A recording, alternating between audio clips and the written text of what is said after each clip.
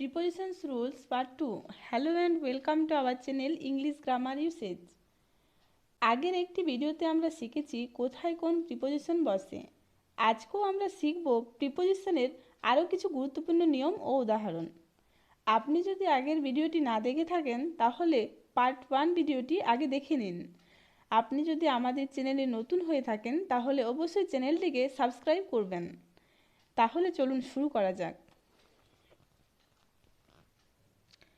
ওপর থেকে কোনো কিছুর ভিতরে পড়ে যাওয়া বা ঝাঁপ দেওয়া বোঝালে ইনটু বসে। যেমন a fly fell into the tea cup, অর্থাৎ একটি মাছি চায়ের কাপে পড়ে গিয়েছিল। A bus fell into the river, অর্থাৎ একটি বাস নদীতে পড়ে গিয়েছিল। A frog jumped into the well, অর্থাৎ একটি ব্যাঙ কুয়োতে ঝাঁপ দিয়েছিল। কোনো ব্যক্তি কোনো রোগের কারণে মারা গেছে এমন বোঝালে অফের ব্যবহার করা হয়। যেমন উই ডায়েড অফ ফিভার, অর্থাৎ সে জ্বরের কারণে মারা গিয়েছিল। ফিভার একটি রোগের নাম, তাই এর আগে অফ বসেছে। একইভাবে সি ডায়েড অফ কলেরা, অর্থাৎ সে কলেরায় মারা গিয়েছিল। He died of cancer, say cancer রোগে মারা গিয়েছিল।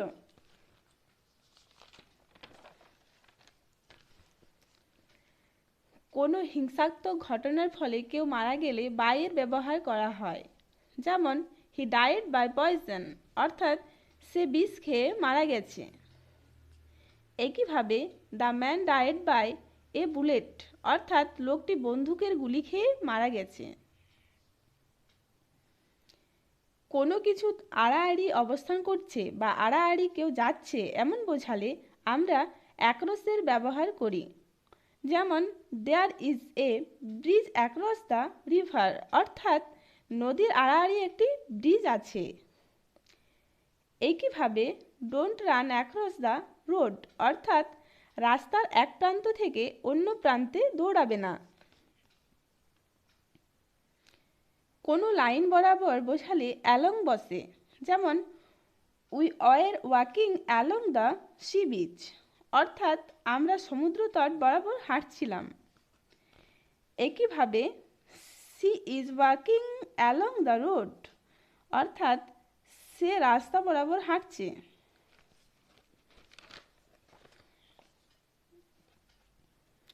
অবস্থার পরিবর্তন ঘটেছে এমন বোঝালে ইনটু বসে। যেমন আইস মেল্টস ইনটু ওয়াটার, অর্থাৎ বরফ গলে জলে রূপান্তরিত হয়। এখানে বরফ কঠিন অবস্থায় ছিল কিন্তু এটি তরল অবস্থায় পরিবর্তিত হলো, তাই এখানে ইনটু বসছে। একইভাবে the magician transformed the handkerchief into a flower, অর্থাৎ জাদুকরটি রুমালটিকে একটি ফুলে রূপান্তরিত করেছিল। একইভাবে translate the passage into English, অর্থাৎ প্যাসেজটিকে ইংরেজিতে অনুবাদ করো। কোনো কিছুর মধ্য দিয়ে যাওয়া বোঝালে থ্রু বসে। যেমন the train is moving through a tunnel, অর্থাৎ ট্রেনটি একটি সুড়ঙ্গের মধ্য দিয়ে যাচ্ছে। একইভাবে the wind is passing through a forest, অর্থাৎ বাতাসটি একটি জঙ্গলের মধ্য দিয়ে প্রবাহিত হচ্ছে।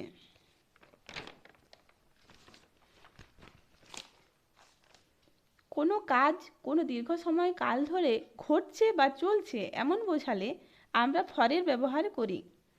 যেমন we have been living here for 5 years, অর্থাৎ 5 বছর ধরে আমরা এখানে বসবাস করছি। 5 বছর একটা দীর্ঘ সময়কাল বোঝাচ্ছে, তাই এর আগে ফর বসছে। একইভাবে I know him for a long time, অর্থাৎ আমি তাকে দীর্ঘ সময় ধরে চিনি। কোনো নির্দিষ্ট সময় থেকে কোনো কাজ চলছে এমন বোঝালে সিন্স বসে। যেমন we have been living here since 1995, অর্থাৎ 1995 সাল থেকে আমরা এখানে বসবাস করছি। 1995 সাল একটি সময় বোঝাচ্ছে এবং কাজটি সেই সময় থেকে এখনও চলছে, তাই সালটির আগে সিন্স বসেছে। একইভাবে it has been raining since morning, অর্থাৎ সকাল থেকে বৃষ্টি হয়েই চলেছে।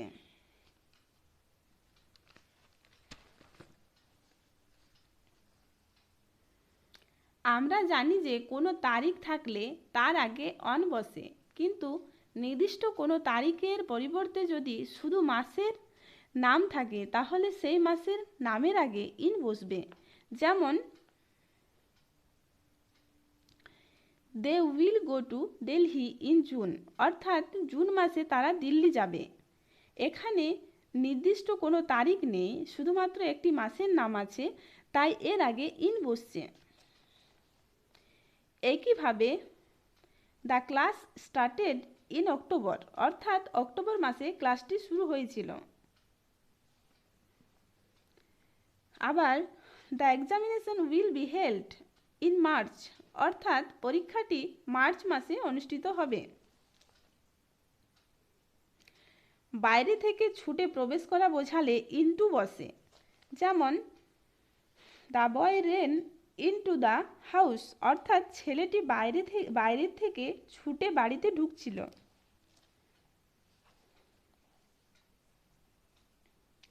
একইভাবে the girl rushed into the room, অর্থাৎ মেয়েটি রুমের মধ্যে ছুটে প্রবেশ করছিল।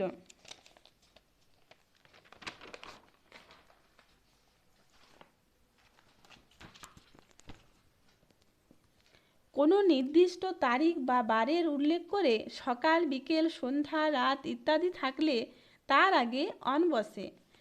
যেমন the incident took place on Sunday night, অর্থাৎ ঘটনাটি রবিবার রাত্রে ঘটেছিল। আমরা সাধারণত নাইটের আগে অ্যাট বসাই, কিন্তু এখানে নির্দিষ্ট একটি বারের উল্লেখ করে রাত্রির কথা বলা হয়েছে, তাই এর আগে অ্যাট না বসে অন বসছে। একইভাবে they came here on the evening of January 15, অর্থাৎ 15ই জানুয়ারির সন্ধ্যাবেলায় তারা এখানে এসেছিল।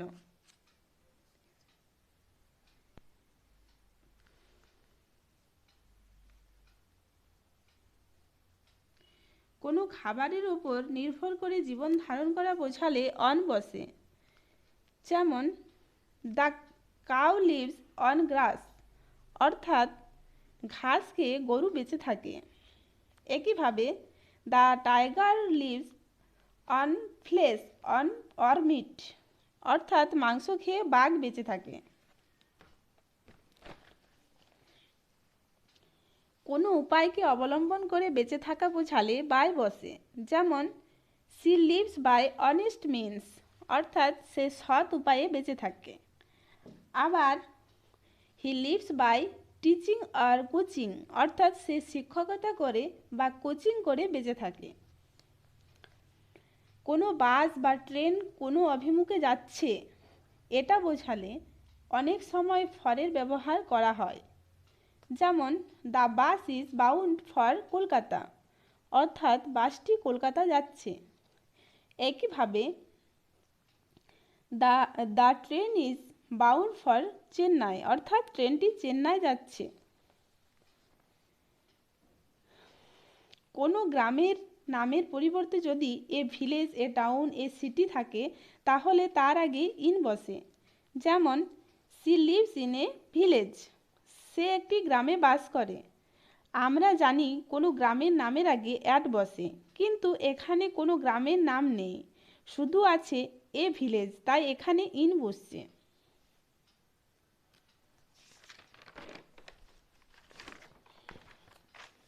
একইভাবে he lives in a city, অর্থাৎ সে একটি শহরে বাস করে। ছোট জায়গায় পৌঁছানো বোঝালে অ্যাট বসে, কিন্তু বড় জায়গায় পৌঁছানো বোঝালে ইন বসে। যেমন হি অ্যারাইভড অ্যাট আওয়ার ভিলেজ, অর্থাৎ সে আমাদের গ্রামে পৌঁছেছিল। গ্রাম একটি ছোট জায়গা, তাই অ্যাট বসেছে। আবার সি অ্যারাইভড ইন লন্ডন, অর্থাৎ সে লন্ডনে পৌঁছেছিল। লন্ডন একটি বড় জায়গা, তাই এর আগে ইন বসছে। এর বোঝাতে অফ বসে, যেমন I love the beauty of nature, অর্থাৎ আমি প্রকৃতির সৌন্দর্য ভালোবাসি। একইভাবে the legs of the table are broken, অর্থাৎ টেবিলের পাগুলো ভাঙা আছে। কোনো জায়গায় যাওয়া বা আসা বোঝালে টু বসে, যেমন I go to school everyday, অর্থাৎ আমি প্রত্যহ বিদ্যালয়ে যাই। একইভাবে they came to our village yesterday, অর্থাৎ গতকাল তারা আমাদের গ্রামে এসেছিল। ঘড়ির সময়ের আগে অ্যাট বসে, যেমন the train arrived at 5 PM, অর্থাৎ ট্রেনটি বিকেল 5টার সময় পৌঁছেছিল। একইভাবে the programme started at 10 AM, অর্থাৎ অনুষ্ঠানটি সকাল 10টায় শুরু হয়েছিল। কারোর জন্য বোঝালে ফর বসে, যেমন হি বট এ বুক ফর মি, অর্থাৎ সে আমার জন্য একটি বই কিনেছিল। একইভাবে they are fighting for their rights, অর্থাৎ তারা তাদের অধিকারের জন্য লড়াই করছে।